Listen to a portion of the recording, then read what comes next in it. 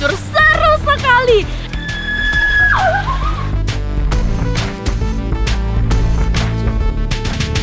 Ikuti jejak saya, jejak petualang.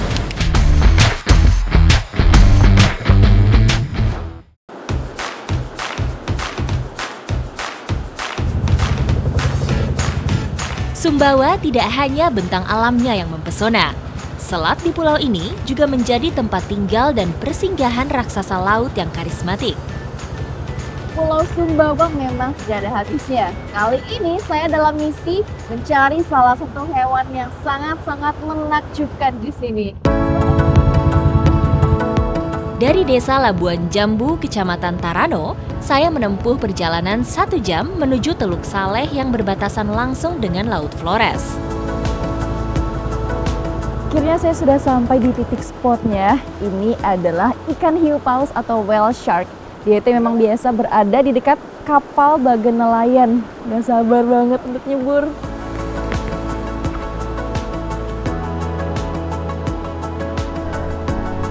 Teluk Saleh adalah teluk terbesar di Pulau Sumbawa dengan luas hampir 1.500 km persegi.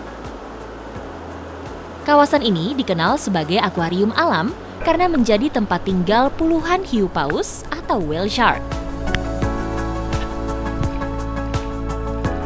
Ini dia ikannya sudah kelihatan, beberapa ada yang lewat-lewat. Besar banget ukurannya dan saya benar-benar gak sabar untuk berenang bersama mereka.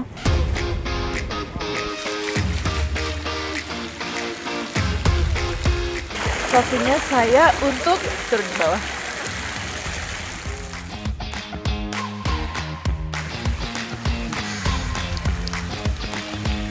Hiu paus atau disebut pakek torok oleh masyarakat Sumbawa merupakan ikan raksasa yang dilindungi. Saat berenang bersama raksasa ini, kita dilarang menyentuhnya. Kita juga harus menjaga jarak sekitar 5 meter dari ekor dan tidak boleh menggunakan lampu kamera saat mengabadikannya. Bentuk tubuh ikan ini memanjang dengan pola totol-totol di seluruh tubuhnya.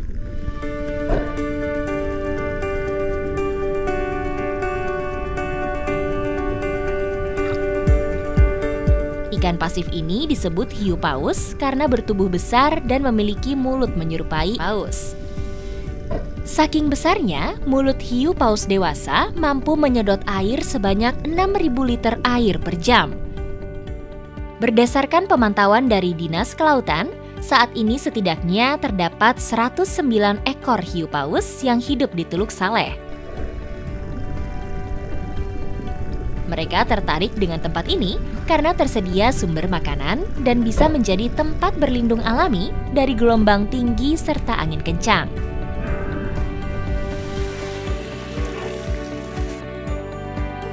Dengan keberadaan ikan hiu paus di sini, itu tuh menandakan bahwa habitat di laut ini masih sangat bagus dan juga terjaga sekali. Tadi saya sempat lihat ada sekitar 3 ikan hiu paus dan juga ada lumba-lumba.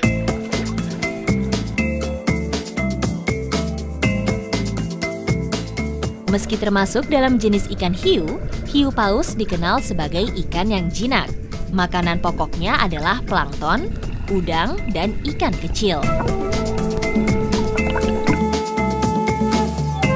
Satu yang harus diingat, kalau kita menemukan hewan bawah laut seperti ini, jangan pernah disentuh. Dan semoga kita bisa tetap terus menjaga kelestarian alam Indonesia.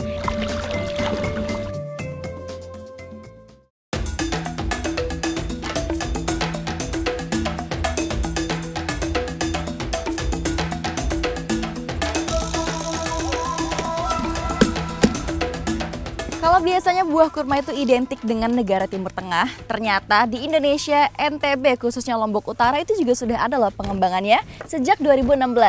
Ayo Pak, di mana lagi Pak? Kebun kurma menjadi tawaran lain yang tak boleh dilewatkan di Lombok Utara. Salah satunya kebun kurma yang berada di Kecamatan Bangkol, Kabupaten Lombok Utara ini. Memiliki luas sekitar 3.000 meter persegi, setidaknya ada 110 buah pohon kurma dengan berbagai varietas yang tumbuh subur.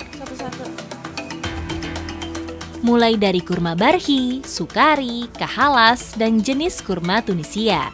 Bahkan beberapa di antara pohon kurma ini sudah produktif dan menghasilkan buah. Panen buah kurma hampir sama dengan pengambilan buah kolang-kaling. Pastikan buah aman dan tidak terbuang begitu saja. Buah kurma yang siap untuk dipanen bisa disesuaikan dari usia buah.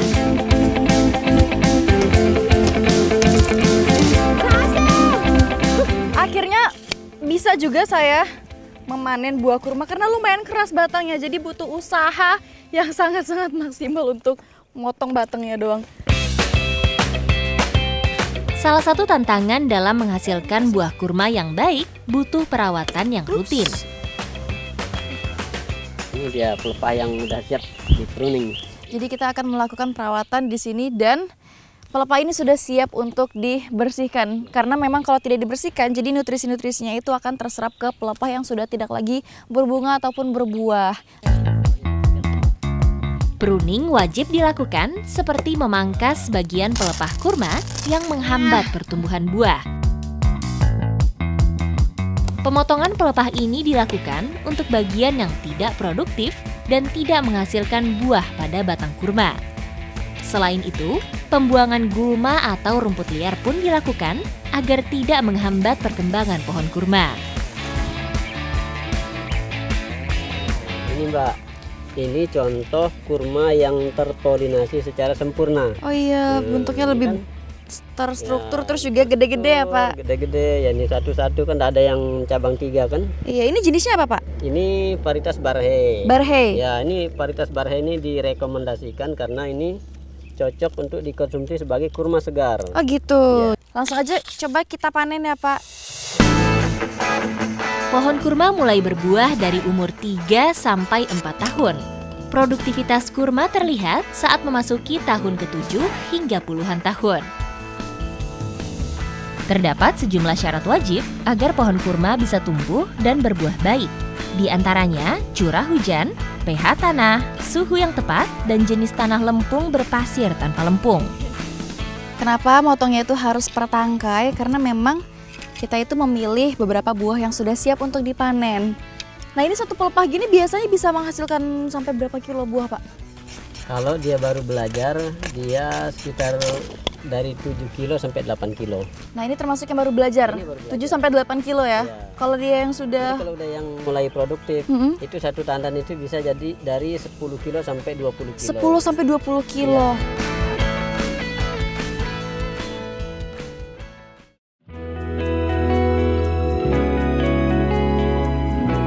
Nah, kali ini saya mau membuat tenimbung, isiannya itu adalah kurma yang sudah saya panen.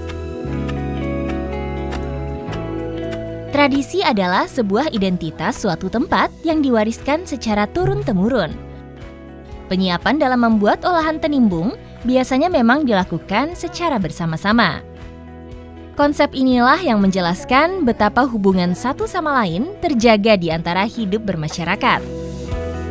Kak ini kalau udah pegel gak apa-apa loh aku gantiin. Udah pegel belum? Udah apa-apa. Sini aku gantiin deh. Kasian kakaknya. Sini aku bantu.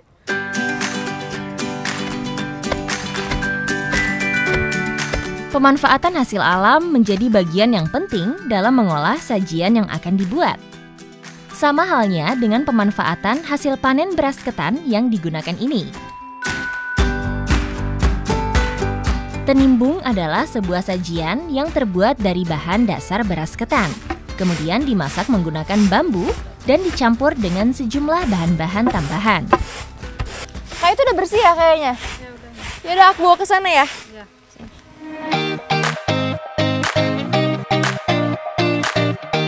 Ini dia yang membuat saya penasaran, yaitu proses pembuatan tenimbung itu seperti apa sih? Ibu ini berasnya diapain? Dicuci. Aku bantu cuci ya. Lalu diramu dengan berbagai bahan seperti santan, kacang hijau, dan lainnya untuk menghasilkan rasa tenimbung yang nikmat. Irisan kurma pun tak lupa sebagai pelengkap. Setelah itu, masukkan ke dalam bambu dan tenimbung siap untuk dibakar. Pembuatan tenimbung ini mengingatkan saya akan lemang yang ada di Sumatera. Tapi bedanya tenimbung ini memang ada isiannya. Ini selain kacang hijau sama kurma biasanya diisi apa lagi, Bu? Daging. Oh, daging juga bisa. Jadi nggak cuma yang manis-manis. Ibu, yang di ujung ini udah matang ya? Udah dimasak dari tadi? Udah dari tadi. Jadi memasak ini memang harus menggunakan bambu karena berpengaruh sama aroma dan juga rasanya. Apalagi ini dimasaknya dengan menggunakan bara. Wah, nikmat banget rasanya ya, Bu. Mai Gati. Proses pembakaran tenimbung membutuhkan waktu yang tidak singkat. Panas api pembakaran harus stabil agar menghasilkan olahan tenimbung dengan tingkat kematangan yang pas. Wih, ini yang sudah matang, aromanya wangi banget. Jadi ini lagi kita bungkusin untuk nanti dibagiin di acara ruahan.